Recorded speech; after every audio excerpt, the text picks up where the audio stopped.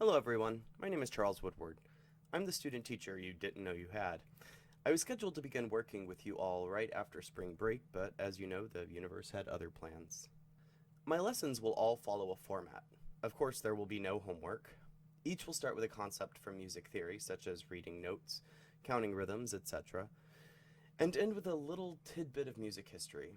All of this is for your benefit and optional, so don't feel like you have any obligation regarding these lessons. Our first lesson will be on reading the treble clef, bass clef, tenor clef, and alto clef stabs.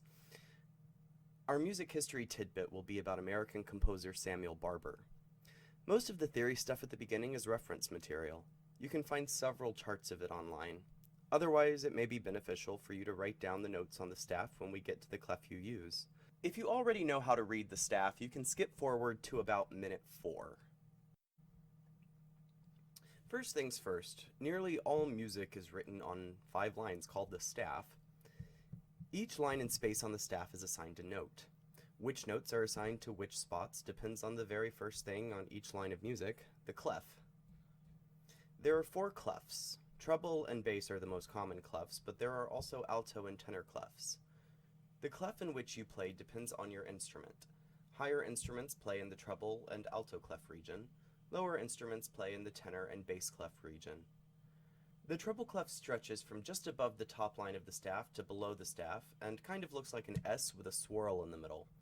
The swirl circles around the G line, which is why the treble clef is sometimes called G clef. The lines from the bottom to top are E, G, B, D, F.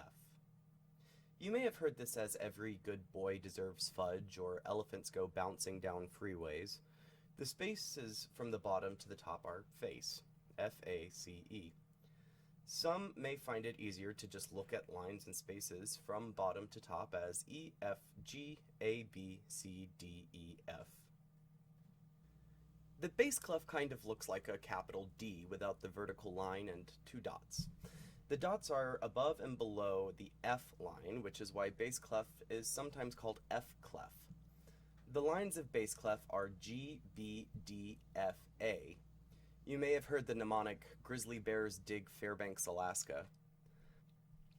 The spaces of bass clef are A, C, E, G. For this you may have heard All Cows Eat Grass. The alto clef kind of looks like a 3 centered on the 3rd line of the staff.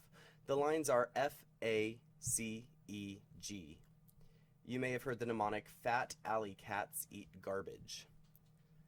The spaces are G, B, D, F, or good breaks don't fail.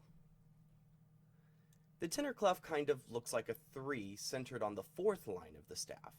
The lines are D, F, A, C, E. You may have heard the mnemonic, dragons flying across castles everywhere. The spaces are E, G, B, D, or every green boat drifts. Knowing these mnemonic devices only actually helps at the very beginning of learning your notes. You can get extra practice by practicing. Also by using a game for your smartphone or computer called Staff Wars. You can find a link to the game on the Lathrop Music website. Take a look at or listen to this TikTok I found with some great practice tips. Please note this is not my content. This was posted by a music teacher who goes by @Lefty23. That's @LEFTIEE23. Practice tips part 2. So what I find in my teaching is that students don't know how to practice efficiently. There are so many different ways to practice, but let me tell you this. Hacking through your band piece a couple of times is not efficient practicing. Is it better than nothing? Sure. So let's say I go through my music and I try to find the most difficult parts. I've decided that I am going to dedicate my time from I to K at a very slow tempo that I am comfortable with.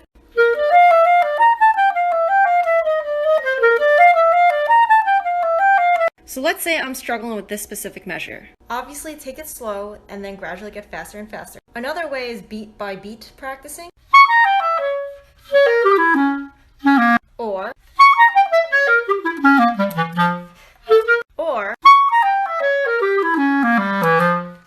but really break it down, even if it has to be only 2 notes. When you're practicing, you kind of have to be your own teacher, because you don't have your teacher next to you telling you what you need to fix. Keep working at it and you'll get it.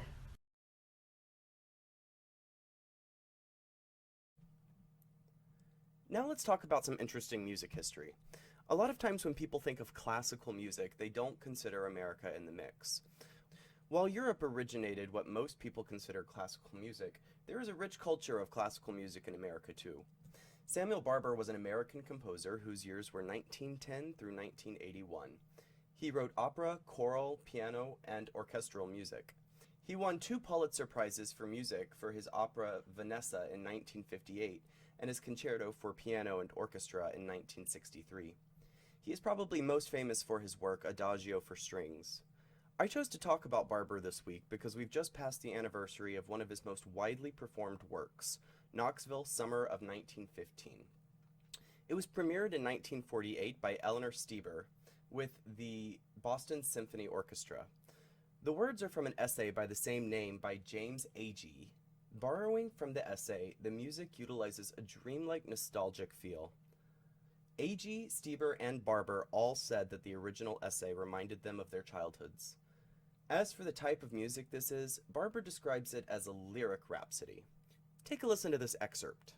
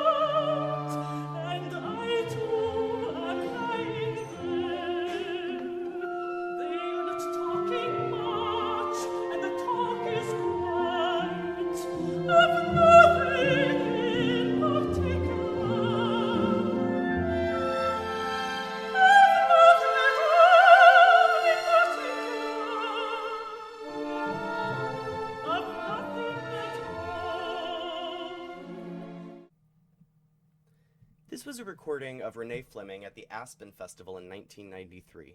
I strongly encourage you to listen to the rest of it. I'll put the link in the description.